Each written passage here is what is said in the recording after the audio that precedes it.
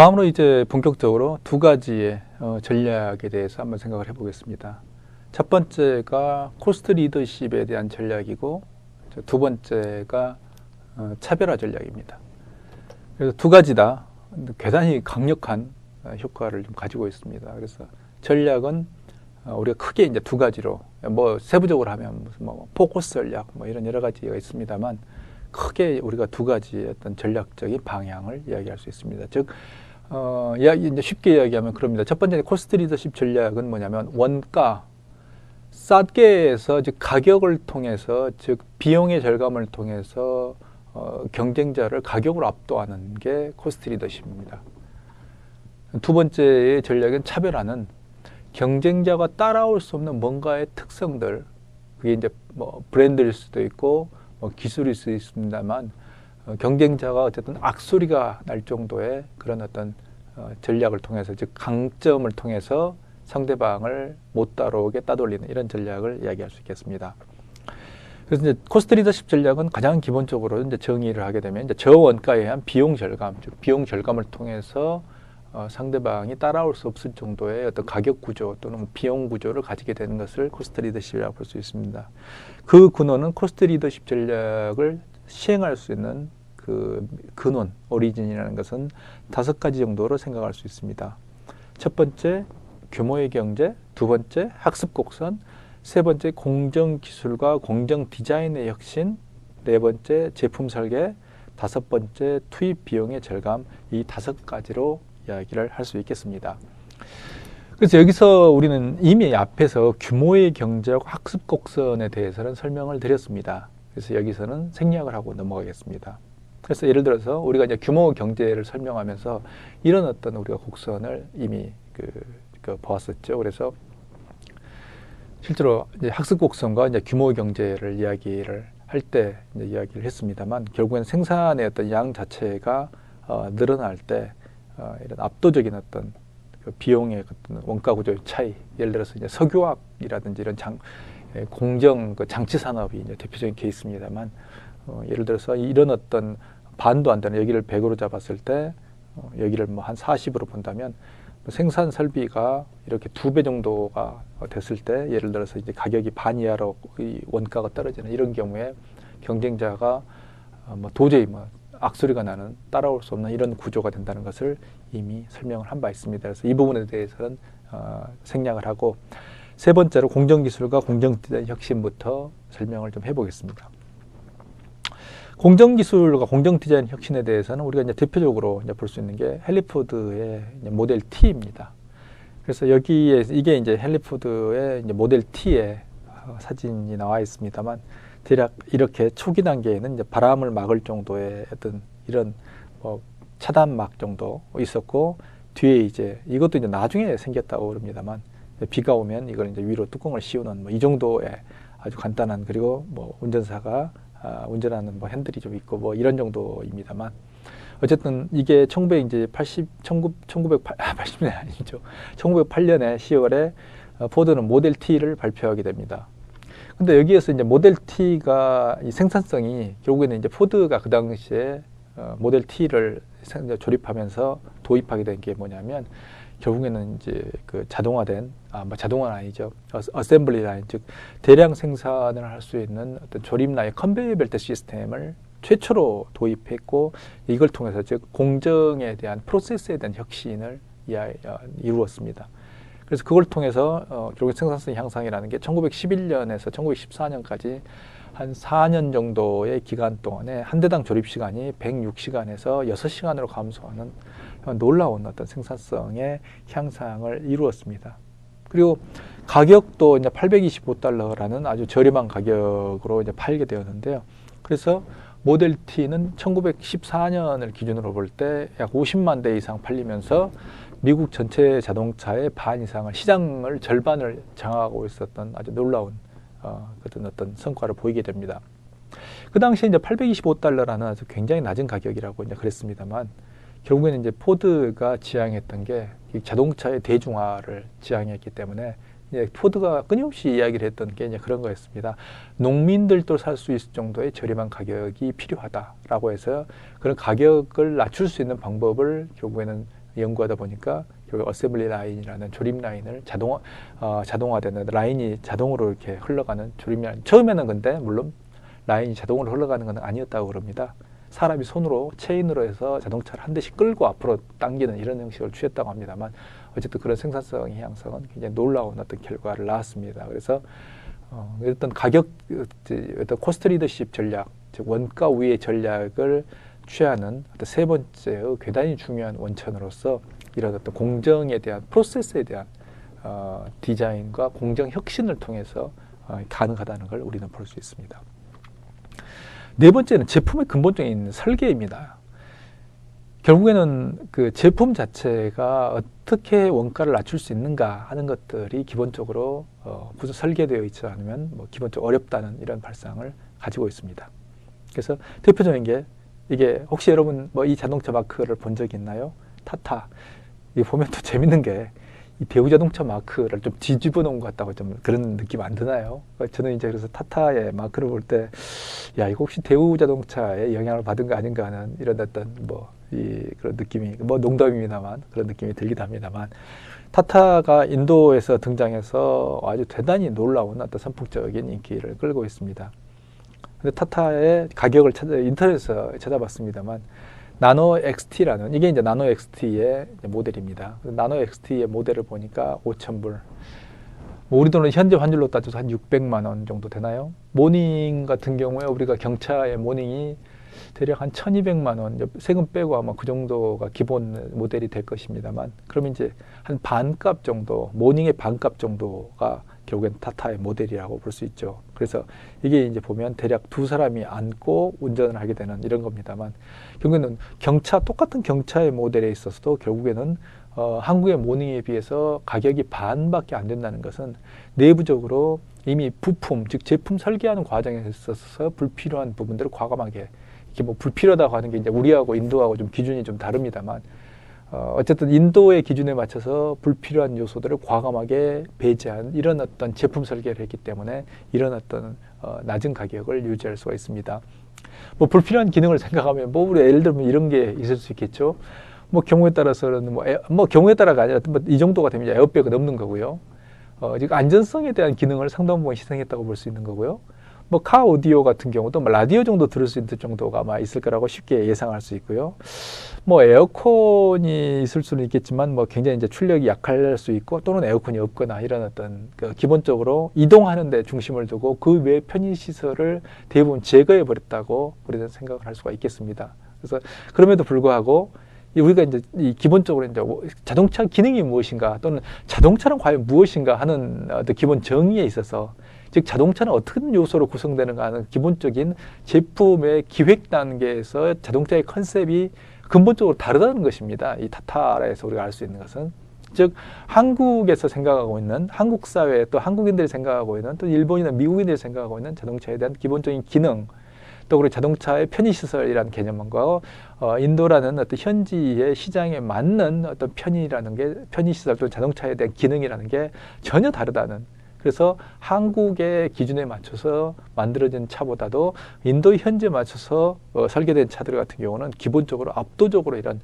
제품 설계상에 있어서의 차이를 보인다는 점, 이 점이 굉장히 중요한 어떤 포인트라고 볼 수 있습니다. 그래서 우리는 이상에서 네 번째, 즉 제품 설계상에 있어서 타타 자동차가 보여줬던 그런 설계에 있어서 어떤 원가의 구조하고 제품 가격을 저 가격을 실현할 수 있는가 하는 것들을 보여주었습니다.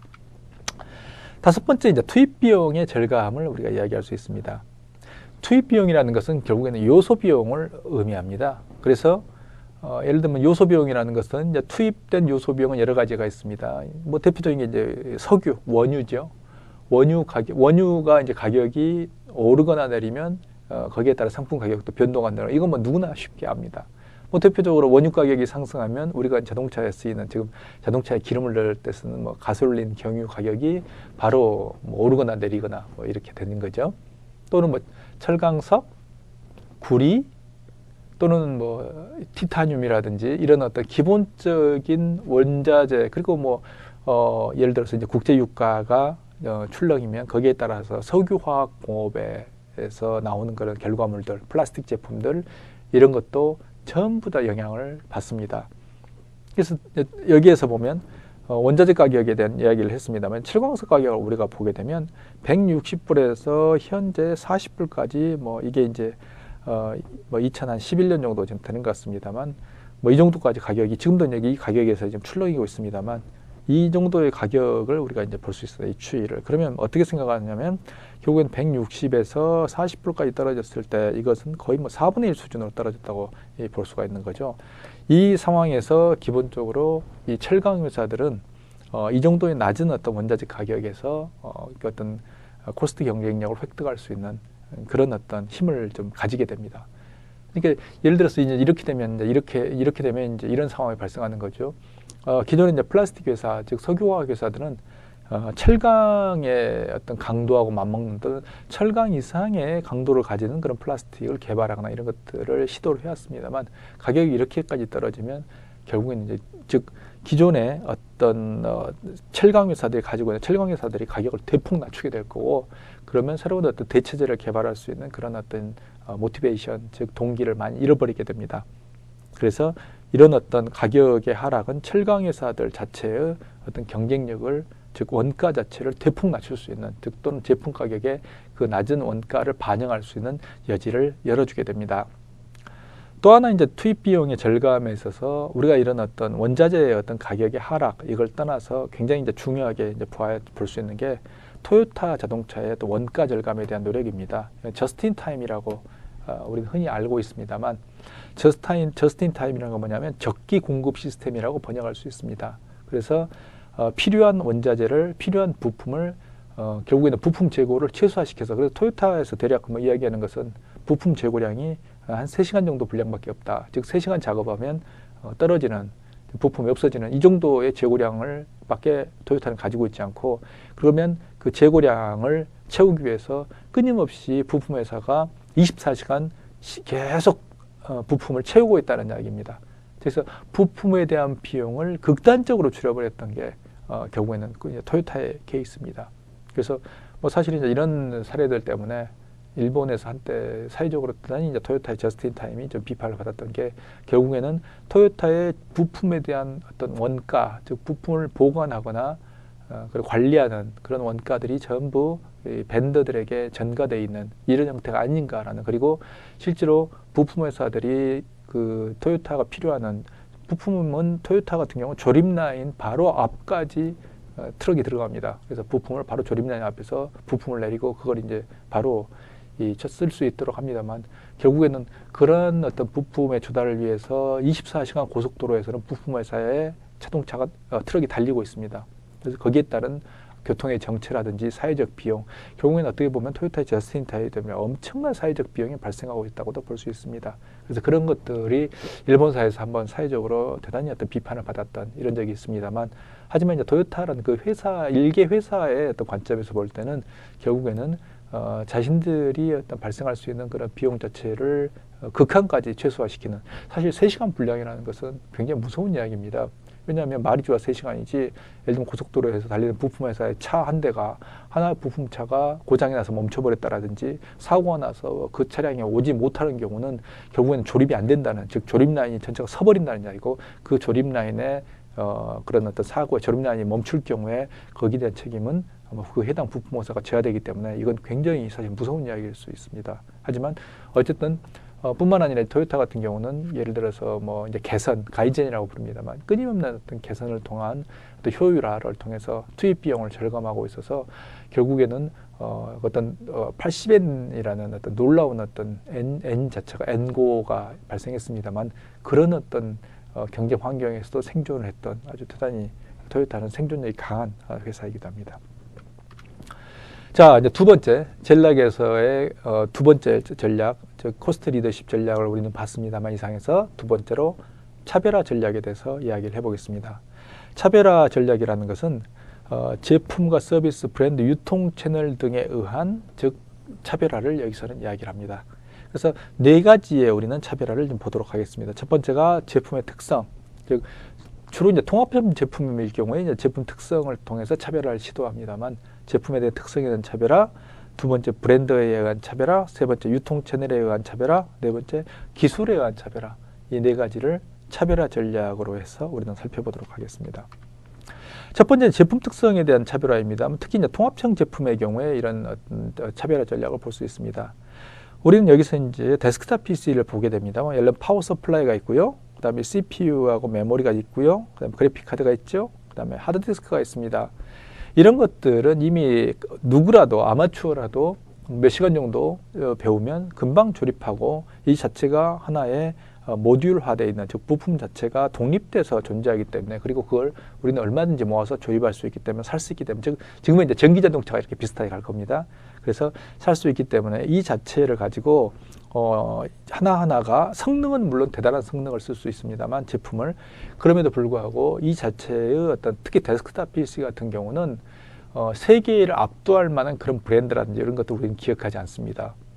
예를 들면 삼성전자가 데스크탑을 판매하고 있습니다만, 삼성전자라는 어떤 데스크탑의 PC의 브랜드라는 것은 결국에는 PC라는 것은 제품 가격도 그렇습니다만, 결국에는 뭐 삼성전자라고 그래서 뭐 예를 들면 기존에 우리가 40만 원짜리 그런 데스크탑 뭐 널려 있습니다만 10배인 400만 원을 받고, 또는 뭐 그 20배 있는 1000만 원을 1200만 원을 받고 뭐 800만 원 받고 이렇게 할 수 없습니다.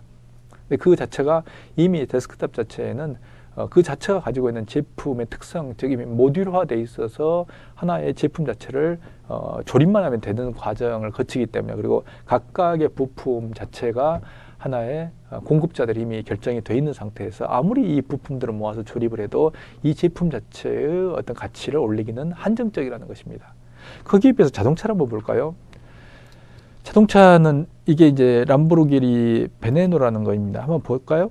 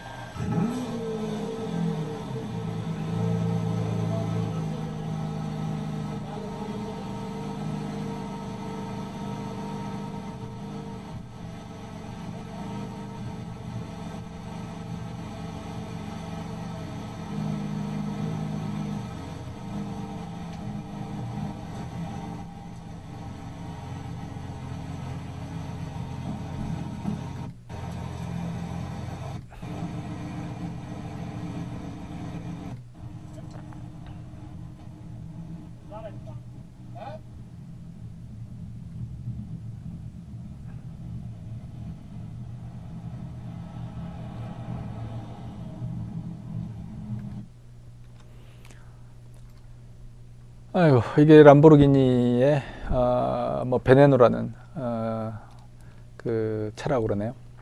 아까 이제 동영상에 얼핏 나왔습니다만 얼마짜리였죠? 40억짜리.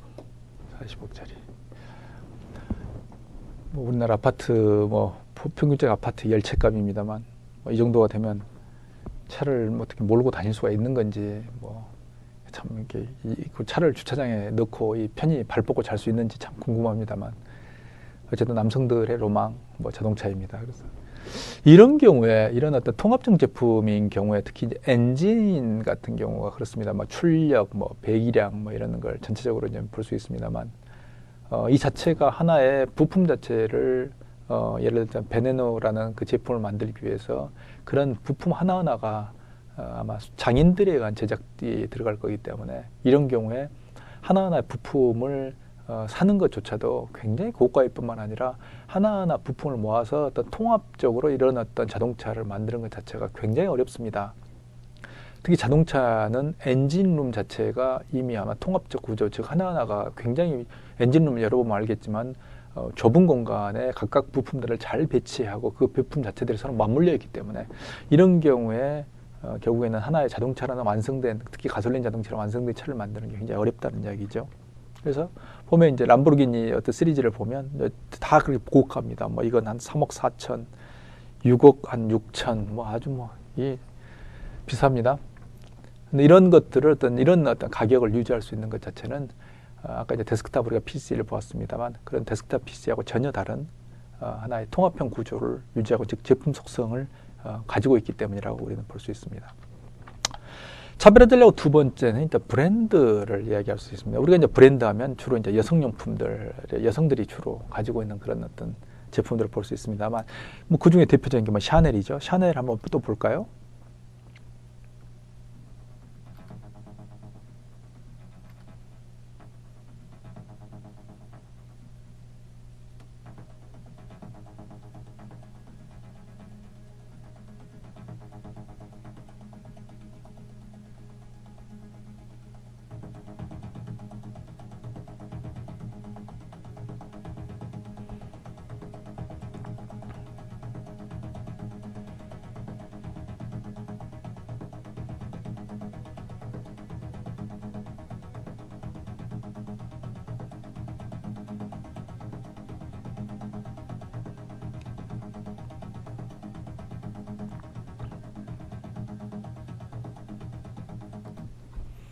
자, 어떤가요?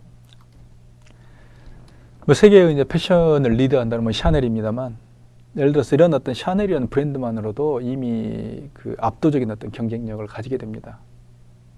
그래서 흔히 이제 여성들 같은 경우에 핸드백이라는 게 굉장히 중요한 어떤 자신들의 어떤 소유물이기 때문에 상대방의 어떤 핸드백에 대해서 금방 뭐 가치를 알게 되는, 즉 브랜드를 알고 있다고 하죠. 지나갈 때. 근데 뭐 어쨌든 그런 뭐냐면 굳이 뭐 샤넬이라는 로고 자체가 있다는 것만으로도 이미 굉장히 어떤 그 백이 가지고 있는 가치를 표현하는 이런 것들입니다.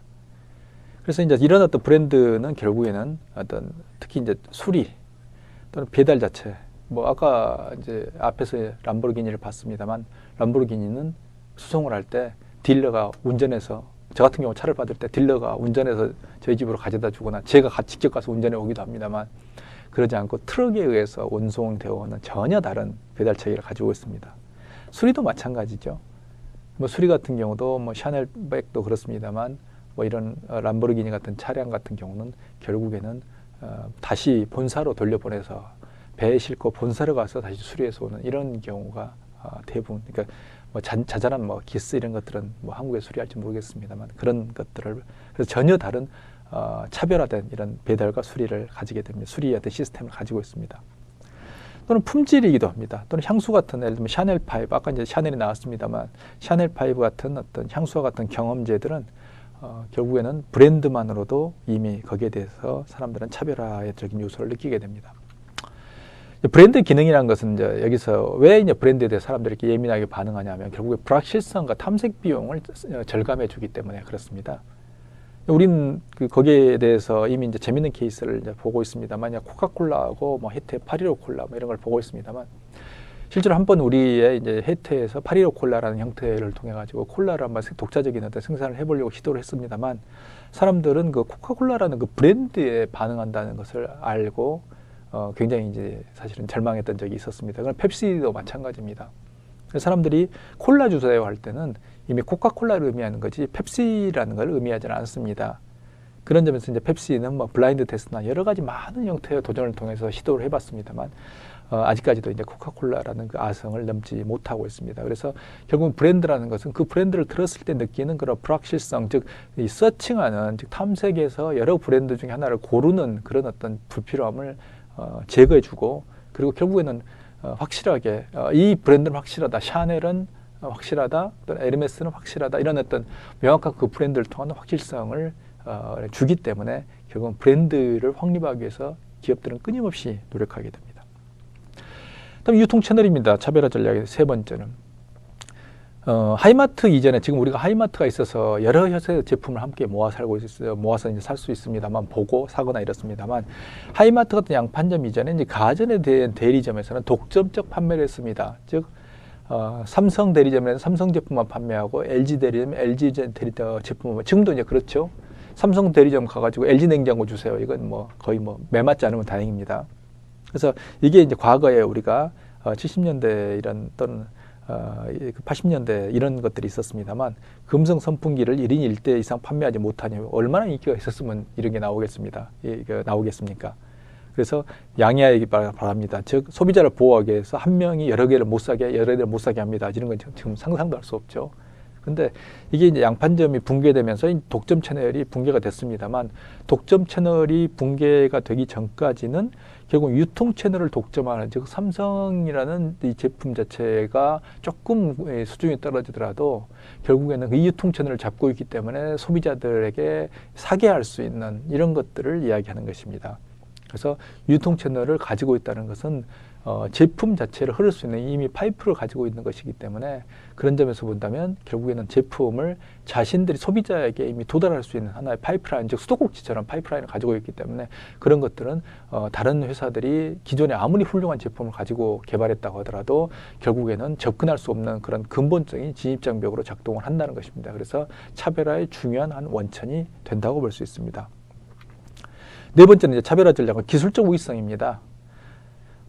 우리는 이제, 우리라고 이야기하면 아주 실례죠. 저 같은 경우는 요리에 대해서 조예가 없고, 그리고 사실은 저 같은 경우는 이제, 시간도 없고 이러기 때문에 여기에 대한 칼에 대한 관심은 그렇게 많지 않습니다만, 칼 같은 경우도 보면 주방용 칼을 보게 될 경우 독일제와 일본제가 거의 이제 한국 시장을 좀 장악을 하고 있습니다.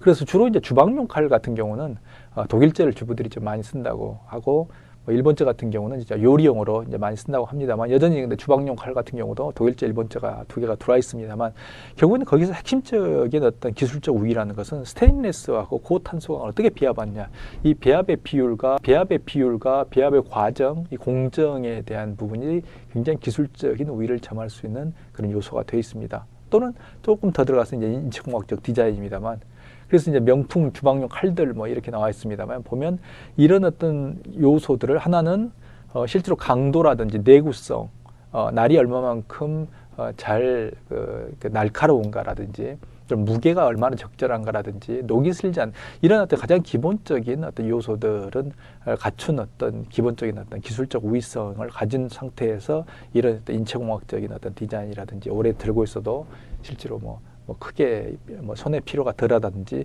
이런 요소들을 이제 가미한다는 거죠. 그래서 아직까지는, 근데 어떻게 보면 이 칼 이야기가 나오면 굉장히 참 재밌는 게, 한국이 스마트폰 시장에서 삼성전자가 1위를 하고 현대자동차가 미국 시장에서 시장 점유율 10%를 넘어서고요. 이런 어떤 세계인들에게 놀랄 만한 어떤 우리는 결과를 좀 보여주고 있습니다만, 정작 어떤 주방용 칼이라든지 요리용 칼의 시장에 들어와서 우리가 일상적으로 쓰는 칼에서 이게 아직은 한국제가 국산 칼들이 힘을 못 쓰고 있다는 것은, 이런 어떤 아이러니는 굉장히 재밌는 상황입니다. 아이러니입니다.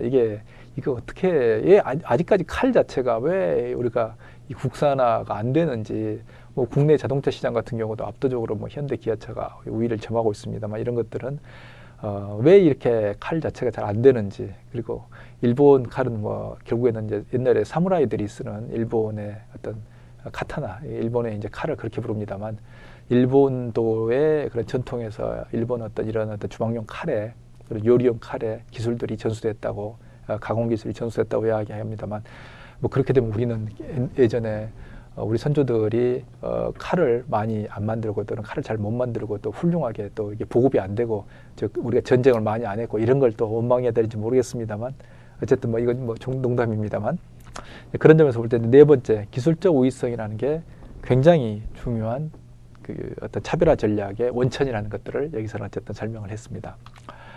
자, 이상해서 우리는 어떤 경우에 그 경쟁자를 제칠 수 있는 어떤 기회가 오는가, 하나는 시장과 기술에서 살펴봤고요.